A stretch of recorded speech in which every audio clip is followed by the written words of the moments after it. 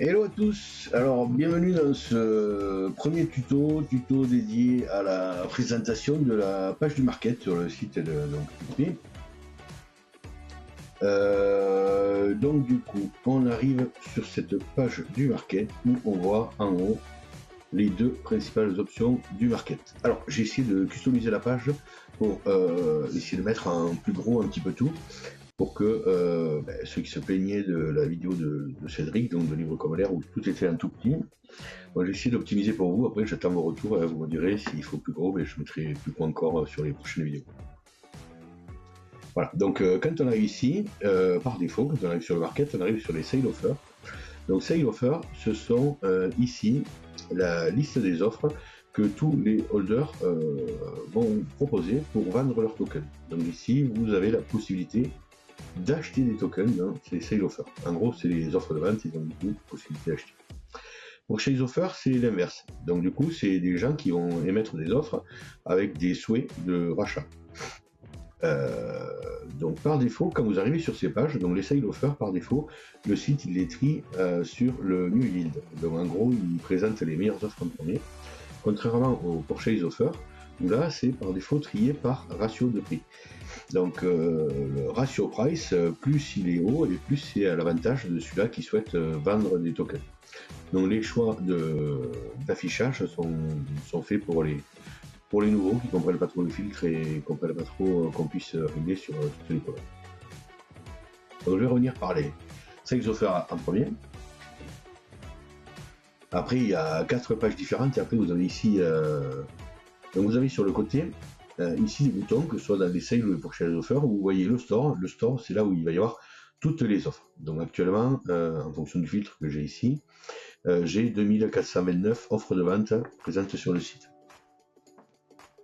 En dessous, vous voyez les offres qui sont faites dans le wallet que vous avez sélectionné. Donc ici, mon site il est connecté sur le wallet de PTP. Donc en cliquant dessus, je peux me déconnecter ou me reconnecter.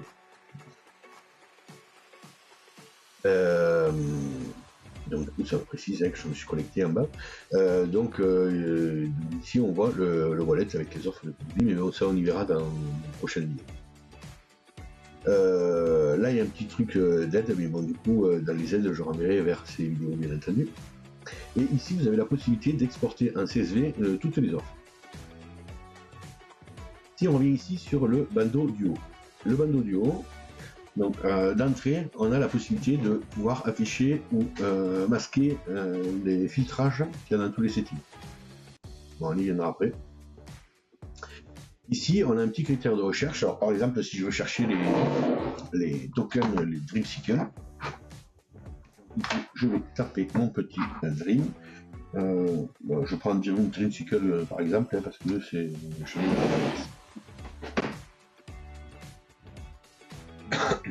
Donc du coup, ici vous pouvez taper ça. Après, on peut taper aussi 9352. Je crois que c'est les derniers chiffres de l'adresse de mon wallet de BNB.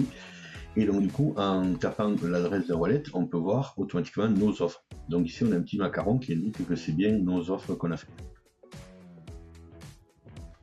Ici, on a des petites bulles avec des petites lettres. Alors sur chacune, on a une infobulle, hein, mais en gros, le O pour Owned sert à masquer ou afficher la colonne Owned. Le R, c'est pour Rented, donc on peut afficher, masquer Rented. Là, c'est pour la Rent Start.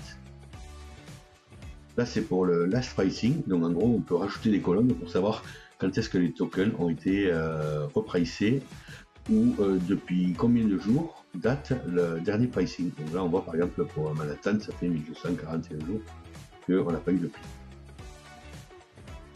Ici, whitelist, quand c'est désactivé, on peut voir tous les tokens. Donc ceux que vous avez de non whitelist, alors si je trie par.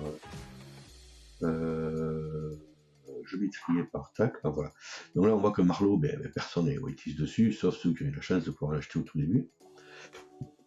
Donc ici, si j'affiche la whitelist, je vois que les tokens que je peux acheter.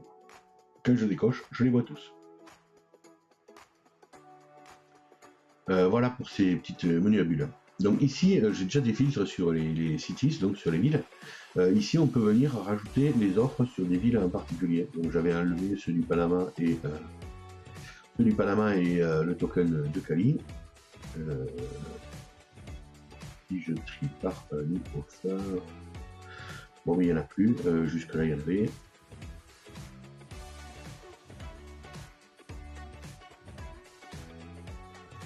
Ensuite, on peut faire des tris par type de propriété. Alors, j'ai pas dit, mais dans All City, ici, on peut soit les. En cliquant sur All City, on peut les enlever toutes et mettre juste les villes qu'on veut. Pareil pour les types de propriété. Ici, je peux. Pardon. Quand on les met tous, automatiquement, ça ferme la cellule. Si je veux que les offres avec les duplex, bon, mais je choisis que mes duplex, donc j'ai que des offres avec des duplex. Donc ici, si je reclique pour les avoir toutes, ça se referme automatiquement. Et pareil pour les coins ici. Alors si par exemple je veux voir tiens, qui c'est qui a fait une offre à l'Ether, ben j'enlève tout. Je choisis mon Ether. L'offre bien sûr n'est pas dans mes critères. Voilà, c'est une offre où la quantité en Ether bien sûr est faible. Par contre le prix est énorme, donc c'est une offre caduque, donc c'est très bien qu'on ne la voit pas. Voilà, donc je vais remettre toutes les offres. Ensuite, ici, vous avez une page pour pouvoir... une page. Un petit réglage pour pouvoir définir combien vous voulez voir d'offres par page. Moi, j'ai défini que j'en voulais 50. Après, on peut en mettre moins, hein, je peux mettre que 10. Donc 10, vous voyez, on les voit, celles qui se passent à l'écran.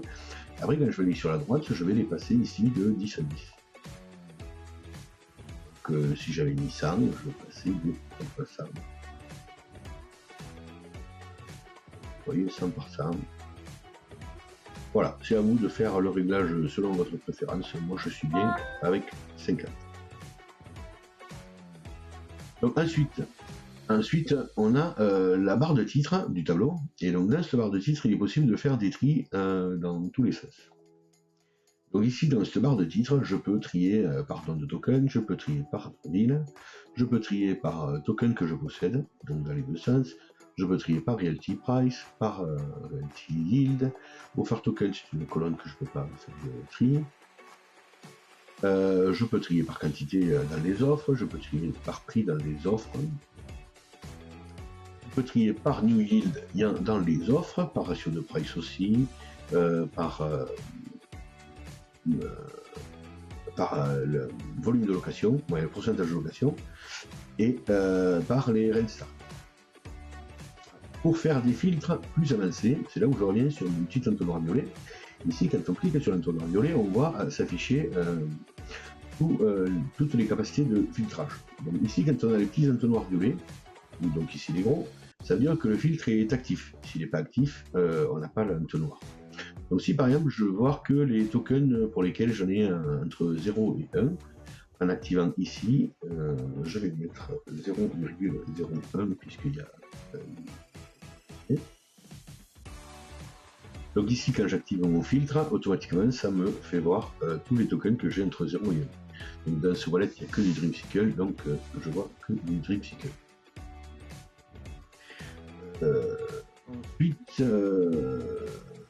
Ensuite, par exemple, si on voulait trier, je vais enlever ce filtre-là, si on voulait trier par ratio de prix, par exemple, je vais voir toutes les offres qui sont entre 90% et 106%. Donc ici, j'ai toutes les offres à 90, 106. Donc en les triant par ratio de prix, on le voit mieux. Donc j'en ai 365, je vais aller vers les dernières. Et on voit que les dernières qui sont jusqu'à 97%. Donc tout ça vous permet de faire des affinages dans vos recherches. Donc du coup, j'aurais pu rajouter ici, si je rajoute le nouveau yield, je regarde quelles sont les offres les plus intéressantes. Donc entre 90 et 106% de ratio de prix et entre 9 et 12%, et bien, ça me détermine une offre qui est potentiellement achetable aujourd'hui. Donc en cliquant sur celle-là, je vois il y a 6 mois d'attente à peu près, 30 semaines. 6-7 mois d'attente pour avoir un token qui paye. Après, sur la catégorie de la Rent Start. Alors là, j'ai fait quelque chose d'assez sympa et complexe. Donc on peut passer soit en menu, soit être en auto. Donc quand on est en mode automatique, par défaut, ça va prendre la date du jour et ça va afficher les offres qui sont en dessus ou en dessous de la date du jour. Donc c'est selon vos choix.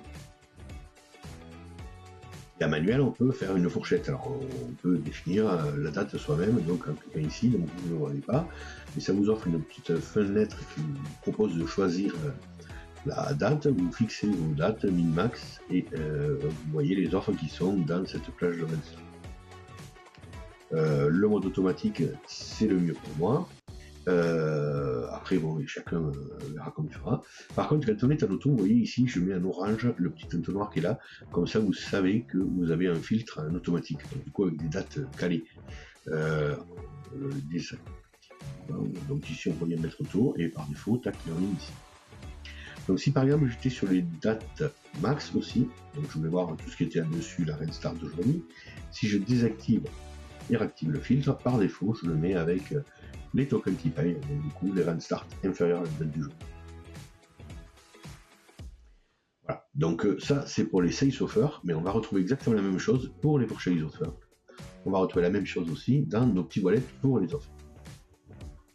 Donc là, je reviendrai après dans un autre tuto pour la suite et pour comment on fait pour passer une commande, et ainsi de suite. Donc merci pour ce premier volet. À très vite pour la suite.